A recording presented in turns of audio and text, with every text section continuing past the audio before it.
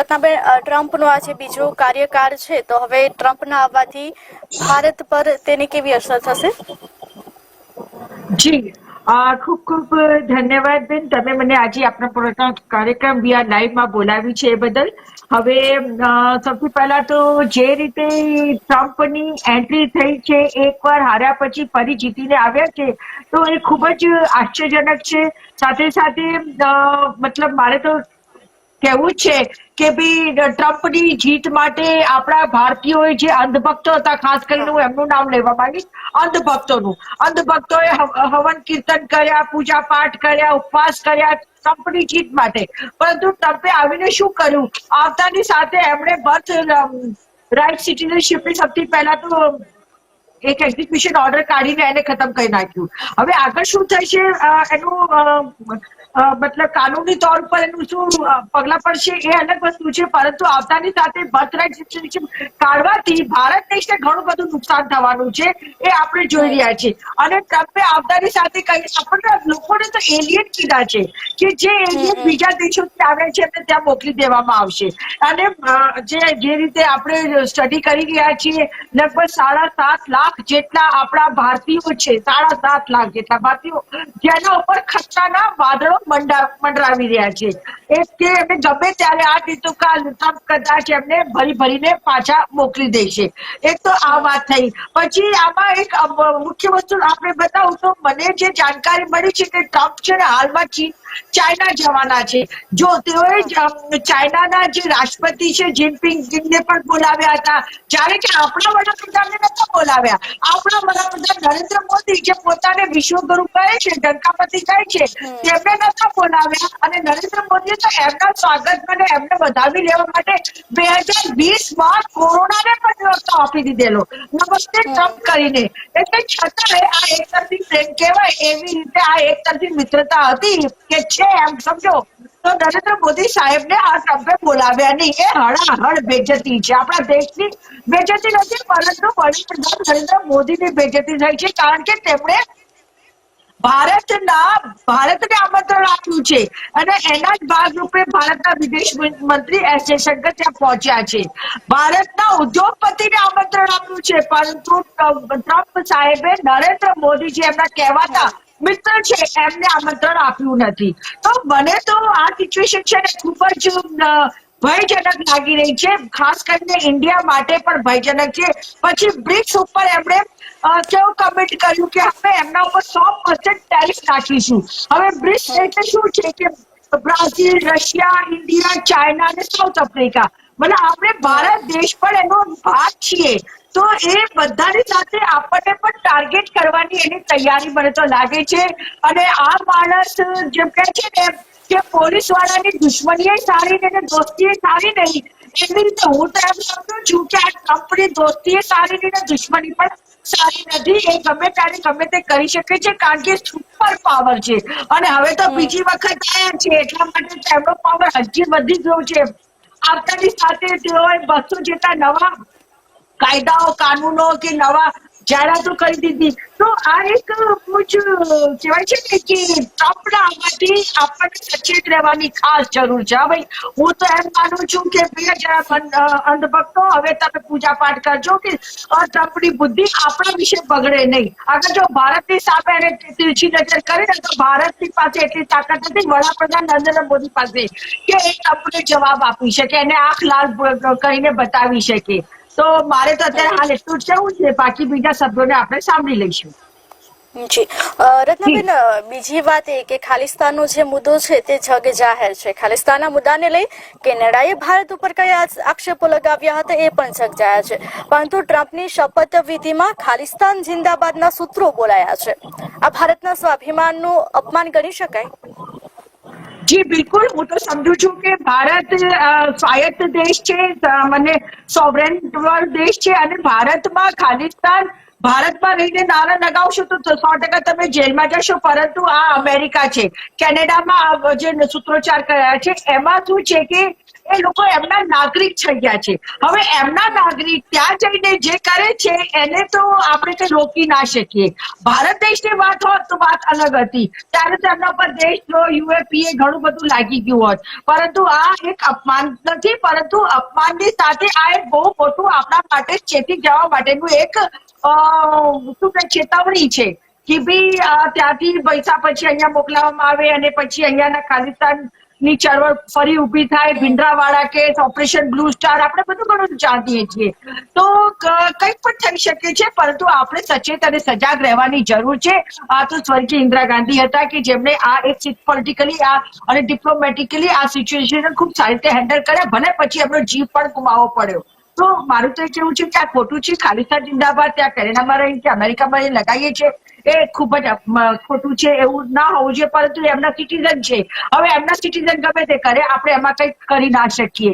અને આ પેલું પુન્નુ હત્યાકાંડ વાળું કેસ છે, એમાં પણ આપણા જ પોતાના જે ઇન્ડિયન બ્યુરોક્રેટ છે એ નિશાના ઉપર છે. તો પછી આપણા બિંગ ઇન્ડિયન ભારતીય તરીકે આપણે ત્યાં કઈ ના કરી શકીએ, એવું મારું માનવું છે. જી જી રત્નાબેન, શું કહેશો? જે વસ્તુ કોંગ્રેસ ના કરી શકી એ વડાપ્રધાને કરી બતાવ્યું. એટલે કઈ બાબતની વાત કરો છો આપ? શ્રીરામ વાળી? રામ મંદિર મંદિર વાળી વાત કરો છો ને? હા, તો બહુ સરસ છે કે આ મુદ્દો હતો એમની પાસે, ઘણા વર્ષોથી આ મુદ્દાને ચગાવી રહ્યા હતા, તો બનાવી દીધું. અને એની અંદર સુપ્રીમ કોર્ટના જે આપણા ન્યાયાધીશો હતા તેઓએ તો ભગવાનનું નામ લઈને જ આ ન્યાય આપી દીધો. તો એક તરફી આ જે ચુકાદો હતો એ ચુકાદાના પરિણામ સ્વરૂપ મંદિર બનાવ્યું છે, તો એમાં કઈ નવી વાત છે? તમે એ પૂછો ને કે ભાઈ આ મંદિરથી આપણા બેરોજગારી મટી જાય છે, આ મંદિર બની જવાથી આપણી મોંઘવારી પૂરી થઈ જાય છે, આ મંદિર બની જવાથી આપણી બહેનો પર થતા બલાત્કાર ઓછા થઈ જાય છે, આ મંદિર બની જવાથી આપણા જે દેશમાં કુપોષણ છે એ પૂરું થઈ જાય છે, આ મંદિર બનવાથી જે દલિતોની સાથે અત્યાચાર થાય છે ખતમ થઈ ગયું છે. તો ઓકે, આ ધાર્મિક આસ્થાનો પ્રશ્ન છે એટલે મંદિર બની ગયું, એમાં કોઈક એવું ક્રેડિટ લેવાની વાત નથી. કારણ કે આપણું દેશ તો ધર્મનિરપેક્ષ દેશ છે, એટલે ધર્મનિરપેક્ષના પોઈન્ટ ઓફ વ્યૂથી જોયા જઈએ તો મંદિર બની છે તો મસ્જિદ પણ બનશે કે ચર્ચ કે ગિરજાઘર પણ બની શકે, એવું કોઈ એમાં બહુ ક્રેડિટ લેવાની વાત નથી. બાકી ભારતીય દેશમાં અમે બધા સરખા છીએ અને બધાને સરખું માન સન્માન ન્યાય મળવું જોઈએ, એ જ આપણું સંવિધાન કહે છે. પરંતુ મંદિર બની જવાથી લોકોની સમસ્યાનું હલ નથી થતું, એટલા જ માટે અયોધ્યામાંથી ભારતીય જનતા પાર્ટી હારી ગઈ અને ભારતીય જનતા પાર્ટી નામોશી થઈ. જી બસ. ઓકે જી રત્નાબેન, ફરીથી ચાલો આપણે ટ્રમ્પ પર આવીએ.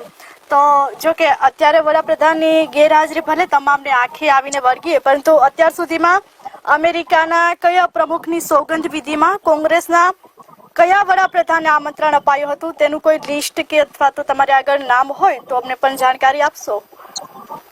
જી હાલ તો મારી પાસે આ જાણકારી નથી, પણ તમે મને સમય આપશો કાં તો બીજા ડિબેટમાં બોલાવશો તો ચોક્કસ બતાવીશ. પરંતુ જે રીતે એસ જયશંકર આમંત્રણ લેવા માટે જાન્યુઆરી મહિનાના શરૂઆતથી ત્યાં બેઠા હતા અને આમંત્રણ ના મળ્યું, ભારત દેશને આમંત્રણ મળ્યું, ઇવન પાકિસ્તાનના વડાને મળ્યું, ચાઇનાના વડાને મળ્યું, જાપાનના વડાને મળ્યું, અર્જેન્ટિનાના વડાને મળ્યું, પરંતુ ભારત દેશના જે કહેવાતા મિત્ર છે, આપણા જે વડાપ્રધાન સાહેબ છે, એમના કહેવાતા મિત્રએ પોતાના મિત્રને જ આમંત્રણ ના આપ્યું અને એનાથી જે પોતાને વિશ્વગુરુ કે છે, જાતે સર્ટિફિકેટ આપે છે કે આને એમના હસ્તભક્તો એમને વિશ્વગુરુ કહે છે. તો આ વિશ્વગુરુ ટંકાપતિની એટલી નામોશી થઈ ગઈ છે અને એમ કહીએ ને કે ટ્રમ્પે છે ને નરેન્દ્ર મોદી સાહેબને પોતાની જગ્યા બતાવી દીધી છે. આજે ભારત દેશનું એટલું બધું ખરાબ નામ ચાલે છે અમેરિકામાં, તમે જોઈ શકો છો. અને એમાંથી પણ ગુજરાતમાંથી એટલા લોકો ડંકી થઈને મેક્સિકોની બોર્ડર ઉપર ટ્રમ્પે આવીને મેક્સિકોની બોર્ડર ઉપર ઇમરજન્સી લગાવી પડી અને ત્યાં મેક્સિકોની બોર્ડર પર ગેરકાયદેસર ભારતીયો ના ઘૂસી જાય એટલા માટે આર્મી ગોઠવવી પડી છે. તો આ સમજી શકો છો કે ભારતની ઇમેજ કેટલી ખરાબ છે. જયારે અમેરિકાના વિઝાની વાત આવે છે તો કેટલા બધા પાપા થઈ જાય છે, પણ અમેરિકાના વિઝા મળતા નથી. એટલે કારણ કે અમેરિકાને ખબર છે કે ભારતીયો જે પણ અમેરિકા આવે છે અમેરિકાથી ખસતા નથી, નીકળતા નથી અને અમેરિકામાં ગેરકાયદેસર રીતે વસી જાય છે. બર્થ રાઇટ જે સિટીઝનશીપ હતી એ પણ હટાવીને તમે એ જ બતાવ્યું છે કે ભાઈ મને બીજા ઘૂસણખોરો નથી જોઈતા, જ્યારે કે પોતે प्रधानमंत्री वडाप्रधान अपना देश में आવીને घुसपैठी आ जाएंगे, तुम्हारी बेटी को ले जाएंगे, मंगलसूत्र छीन लेंगे, એવા ભાષણો જે પોતે કરતા હોય છે, હવે પોતાના નાગરિકોને બીજા દેશના વડા શું કહી રહ્યા છે એ અમને સાંભળવાની જરૂર છે. એટલું જ નહીં, કોઈને ભાવના હર્ટ થાય તો પણ મારે કહેવું છે કે અમેરિકામાં ખુલ્લેઆમ લોકો ભારતીયોને એવું કહે છે કે આ લોકો ગૌમૂત્ર ખાય છે ને શરીર ઉપર લગાવે છે. આપ સમજી શકો છો કે ગાયના ગોબર અને મૂત્રની વાત કરતા હોય એવી તો આપણી દશા થઈ ગઈ છે અમેરિકા જેવા વિશ્વ દેશમાં અને વિશ્વ પાવરમાં. એટલે હવે આપણું સ્ટેન્ડર્ડ અને સ્ટેટસ પહેલા છે કોંગ્રેસના જમાનામાં વૈજ્ઞાનિક ઢબે આગળ વધતું હતું. અત્યારે જ્યારથી ભારતીય જનતા પાર્ટી સત્તા ઉપર આવી છે ત્યારથી જે ભારત દેશ છે એના નાગરિકોનું સ્તર અને સ્ટેન્ડર્ડ લોકો ખૂબ જ નીચી નજરથી જોતા થઈ ગયા છે. એટલે મારે તો એ જ કહેવું છે કે ભાઈ આપણું અગર સ્ટેન્ડર્ડ અને સ્ટેટસ બનાવવું હોય તો મંદિર મસ્જિદના રાજકારણમાંથી બહાર આવવું પડશે, મસ્જિદોને ખોદવાના કામમાંથી બહાર આવવું પડશે, લોકોને શિક્ષા જોઈએ, લોકોને રોજગાર જોઈએ, મહિલાઓને સુરક્ષા જોઈએ અને દેશને ખરેખર સ્વતંત્રતા જોઈએ, આર્થિક સ્વતંત્રતા, સામાજિક સ્વતંત્રતા અને બધી જાતની સ્વતંત્રતા જે 2014 પછીથી છીનવાઈ ગઈ છે એ અમને પાછી જોઈએ છે. મારે તો બસ એટલું જ કહેવું છે. જી ઓકે, સંજીવભાઈ તમારી પાસે આવવા માંગીશ. રત્નાબેને જે વાત કરી તે તમે પણ સાંભળી છે, ભારત દેશના નામ વિશે પણ વાત તમે સાંભળી છે. તમારું શું કહેવું છે? આની પહેલા ક્યારેય શપથવિધિમાં ભારતના કોઈ પણ કોંગ્રેસના વડાપ્રધાનને આમંત્રણ આપવામાં આવ્યું હતું? એવું કોઈ નામ કે કોઈ લિસ્ટ છે? હું તો એટલું જ કહીશ, ભગવાન સૌને સદબુદ્ધિ આપે અને આ દેશ પ્રત્યેની જે ભાવના છે એ આપણા દેશમાં તો આપણે દેશનું સારું બોલીએ અને ખાસ કરીને મીડિયાના તમે હજુ કરી રહ્યા છો ને, તમારા વડાને પૂછ્યો મોહન ભાગવતે, એમને તો સંવિધાનનું અપમાન કરી દીધું છે અને કીધું છે કે 2014 પછીથી ભારત દેશ આઝાદ થયું છે. એમણે સંવિધાન વિશે, ભારત દેશની આઝાદી વિશે શું કહ્યું છે મોહન ભાગવતને પૂછો પહેલા. અગર જો મોહન ભાગવત બીજા કોઈ કન્ટ્રીમાં હોત તો આ મોહન ભાગવતની સામે યુએપીએ જેવા કડક કાનૂન લાગુ પડી ગયા હોત અને એમને જેલમાં મૂકી દીધા હોત.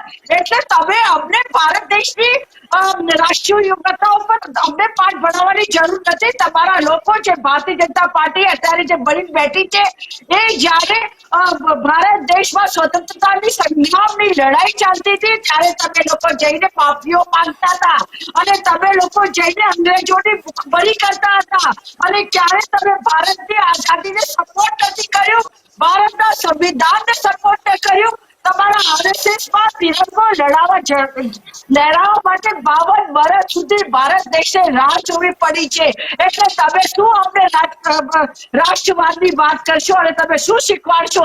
જેટલું રાષ્ટ્રપ્રેમ મારામાં છે એટલું રાષ્ટ્રપ્રેમ તમારામાં હોઈ ન શકે, કારણ કે તમે ભારતીય જનતા પાર્ટીના ફોલોવર છો અને ભારતીય જનતા પાર્ટી આરએસએસ ની ફોલોવર છે અને આરએસએસ નું કામ છે ભારત દેશમાં ભાગલા પાડવાનું. આરએસએસ ભારત દેશમાં મનુવાદની સ્થાપના કરવા માંગે છે. જી અને એનો અમે વિરોધ કરું છું. અમે સંવિધાનને સાથે લઈને માથે લઈને ચાલીશું. તમારા અમિત શાહ જેવા જે ગૃહમંત્રી છે એ સરેઆમ બાબા સાહેબ આંબેડકરને સંસદમાં અપમાનિત કરે છે. એટલે આ બધી વાતનો જવાબ આપવો પડશે.